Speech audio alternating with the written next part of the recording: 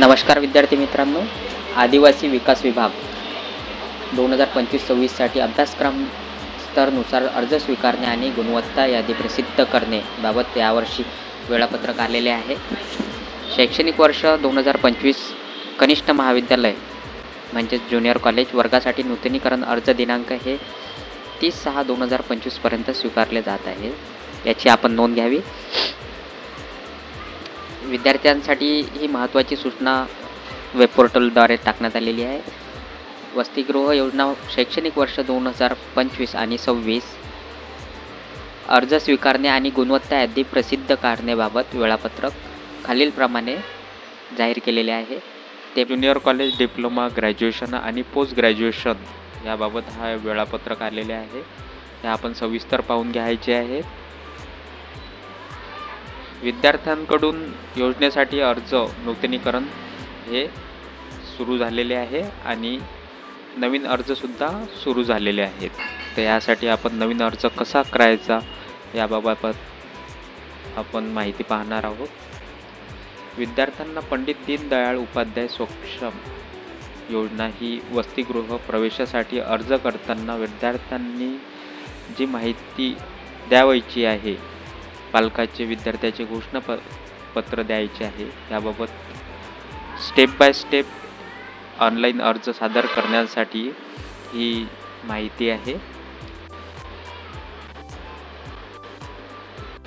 विद्यार्थ्यांना अर्ज करण्यासाठी वेब पोर्टलवर यायचे आहे.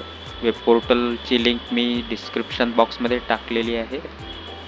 यावरून आपण वेब पोर्टलवर आल्यावर log in your account, log in हे फक्त जे जुने नूतनीकरणासाठी अर्ज करत आहे हे विद्यार्थी याच्यातून लॉग इन करून घेईल. नवीन विद्यार्थी हा रजिस्ट्रेशनद्वारे आपलं नवीन रजिस्ट्रेशन करू शकतो. लॉग इन केल्यानंतर अर्ज नूतनीकरणासाठी जे आवश्यक माहिती आहे ती आहेत. अर्ज सादर करताना लॉग इन ID आणि पासवर्ड कायमस्वरूपी लक्षात ठेवावा. त्यासाठी दैनंदिनीमध्ये लिहून ठेवावा. लॉग इन केल्यानंतर आधार ऑथेंटिकेशन स्टेटस क्लिक करून आधार क्रमांक टाकावा आणि आधार प्रमाणीकरण करावे. ही रजिस्ट्रेशनच्या स्टेप आहे मित्रांनो. आधार लिंक करण्यासाठी तुम्हाला OTP येईल. एक पर्यायी व्यवस्था म्हणून आधार व्हेरीफाय हे थंबद्वारे सुद्धा केले जाईल. विद्यार्थ्यांना पंडित दीनदयाळ उपाध्याय स्वयं योजना किंवा वसतिगृह योजना ह्या 2 प्रकारच्या योजना आपल्या विद्यार्थ्यांना नवीन रजिस्ट्रेशन करताना घ्यावायच्या आहे. विद्यार्थी 2 पैकी कोणत्याही एकाच योजनेचा लाभ घेऊ शकतो. एकतर वसतिगृह योजना किंवा मग स्वयं योजना. स्वयं योजना म्हणजे स्कॉलरशिप योजना.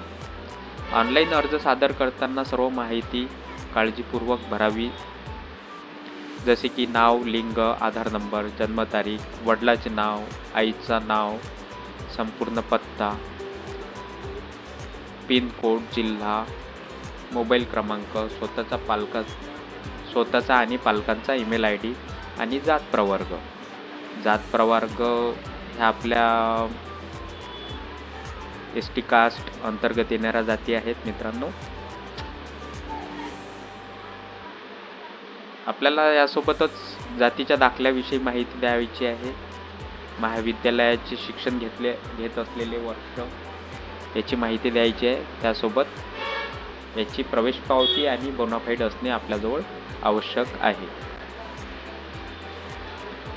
आपल्याला स्वयं योजना किंवा वसतिगृह योजना यासाठी 2 अर्ज वेगवेगळ्या प्रकारे करता येतो. त्यापैकी विद्यार्थी कुठल्याही एकाच योजनेचा लाभ घेऊ शकतो. त्यासाठी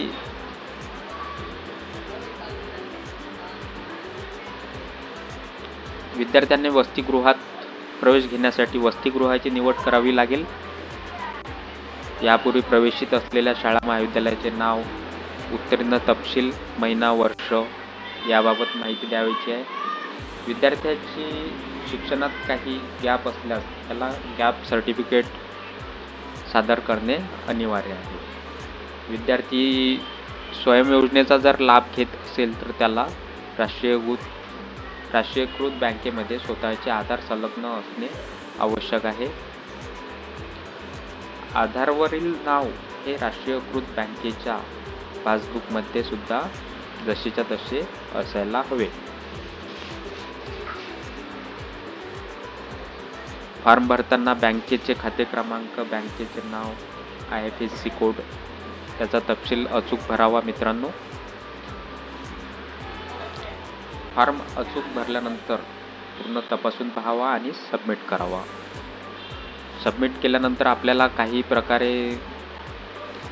डॉक्युमेंटच्या ओरिजिनल प्रती आपल्याला अपलोड करावायच्या आहेत. त्यात आधार कार्ड, जातीचे प्रमाणपत्र, महाविद्यालयीन प्रवेश पावती किंवा बोनाफाईड, शैक्षणिक खंड असल्यास गॅप प्रमाणपत्र जोडावे लागेल. वसतिगृहात प्रवेशासाठी असल्याबाबत शासकीय वैद्यकीय प्रमाणपत्र जे आपल्याला शासकीय हॉस्पिटलमधून आपल्याला मिळेल. पालकांचा उत्पन्न दाखला, बँक पासबुक, मागील वर्षाच्या परीक्षेचा निकाल, जर 2 सत्र असले तर 2 सत्राच्या मार्कशीट आपल्याला लागू असेल. सध्याच्या शैक्षणिक प्रवेशापूर्वीची शाळा सोडल्याचे प्रमाणपत्र म्हणजेच TC आपल्याला ही अपलोड करावी लागेल. आणि गॅप असल्यास गॅप सर्टिफिकेट. जर विद्यार्थी दिव्यांग असेल तर दिव्यांगाचे प्रमाणपत्र, अशा प्रकारचे हे कागदपत्र अपलोड करायचे आहेत. ही कागदपत्र अपलोड झाल्यानंतर यामध्ये विद्यार्थ्याचे आणि पालकाचे घोषणापत्र हे आपल्याला नमुना दिलेला आहे. हा जसाच्या तसा विद्यार्थ्याच्या स्वाक्षरीने अपलोड करावा लागेल आणि हा फॉर्म भरून त्याची प्रत काढून घ्यावी लागेल. याची प्रत निघाल्यानंतर विद्यार्थी मित्रांनो ही प्रत आपल्याला शाळेला म्हणजेच महाविद्यालयाला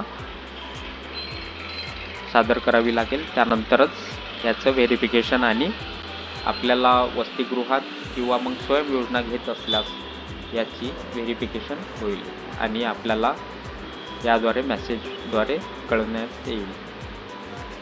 अशाच नवनवीन माहितीसाठी मित्रांनो आपल्या चॅनलला सबस्क्राईब करा. धन्यवाद.